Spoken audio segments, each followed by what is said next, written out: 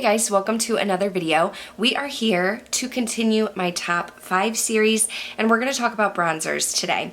Now, bronzers aren't something that I've tried like a ton of, but I've definitely tried several. There have been some that I have enjoyed and some that I haven't enjoyed. So I'm going to share my top favorites with you today. If you're new here, hello and welcome. My name is Kelly and I love all things makeup and beauty. I love talking, I love makeup, I love talking about makeup. So if you like to chat about makeup too, I would love to have you subscribe and be part of the K-Bella fam. But why don't we go ahead and jump into the video.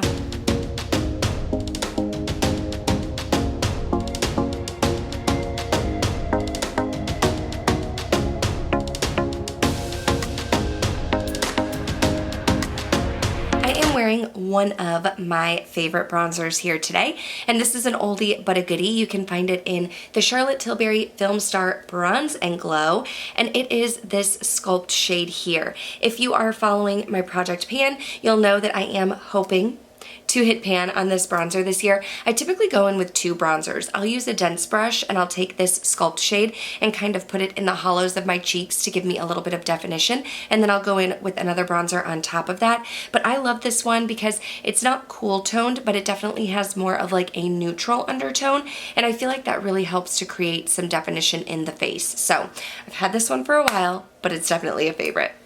We'll just stick with Charlotte Tilbury. I also have her, I was gonna say Film Star Bronze and Glow. That's the one we just talked about. I also have her Airbrush bronzer. This is the matte one, the Big Daddy here. I have seen several of my friends hit pan on this, and I feel like it might be a little bit more of a thin compact than some of the other bronzers, but I still haven't hit pan on it, and I've used it a ton. So I typically will use this with my other Charlotte Tilbury bronzer, and I will take this one in a big fluffy brush and just kind of brush it around the cheeks and the perimeter of my face to create a little bit more of like a bronzed sun-kissed look. I love this one. It's not quite as neutral as the Film Star Bronze and Glow. I don't like orange bronzers. I don't want one that's going to pull red or orange. It just doesn't go well with my complexion and my hair. So I really like this one because it's warm without being orange or red, and that's why I really enjoy it. I do have to say, I feel a little choppy when I'm filming this video, and I haven't filmed in like 3 weeks, so that's why. So sometimes when that happens, I feel like my filming is not as smooth, so please forgive me. But next up is another bronzer that I've had in my collection for a while. This is a mini, and this is the Hourglass Luminous Bronze Light, the ambient lighting bronzer. Now, I like this one. It's the only bronzer that I use that has a little bit of a sheen to it. It has some luminosity. As you can see, the dome is a little bit more flat than it used to be, but I still am not even close to hitting pan on this.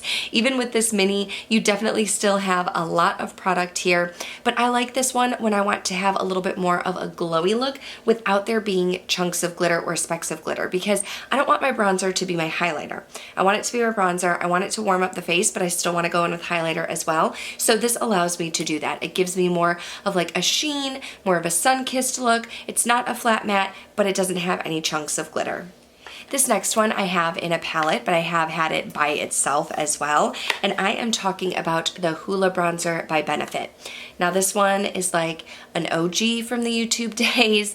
Like tons of people used to talk about the Hoola Bronzer. I did have it in its standalone box, used it for so long, years and years and years. I did declutter it out of my collection because I wanted to try some other bronzers, but I have since gone back to it because it's just a nice classic. Again, it's more of, it has a little bit of a warmer tint, but it's more neutral than some of the other warm-toned bronzers. It's not going to pull orange or red. It definitely is going to create a nice bronze look. It is a matte, but it's not going to make me look orange or like I have a fake tan or something like that. So really, really enjoy this classic one here. And the last bronzer that I'm going to share with you is the newest bronzer in my collection, and it is the one by Dior. This is the Dior Forever Natural Bronze in the shade Warm Bronze. Now this one I find it's not quite as pigmented as some of the others. Like the Charlotte Tilbury, this one really packs a punch. You can go in with a light hand. There's a lot of pigment. I feel like the Hoola's a little bit more blendable. I feel like this other Charlotte Tilbury, while it does pack a punch, it's not quite as pigmented as this one is right here. The Hourglass, again, going with a light hand. It's really pigmented. This Dior, although it does look deep for my skin tone, I do have to build this one up, and you can get a little bit of hard pan, but I do still really like the undertone. The undertone is something that's important to me, being a natural redhead, wanting something that's going to give me a nice bronze but look nice with my skin tone. So I find that this undertone works nicely. And I mean, I'm not heavy-handed in general, but I don't mind that it's buildable.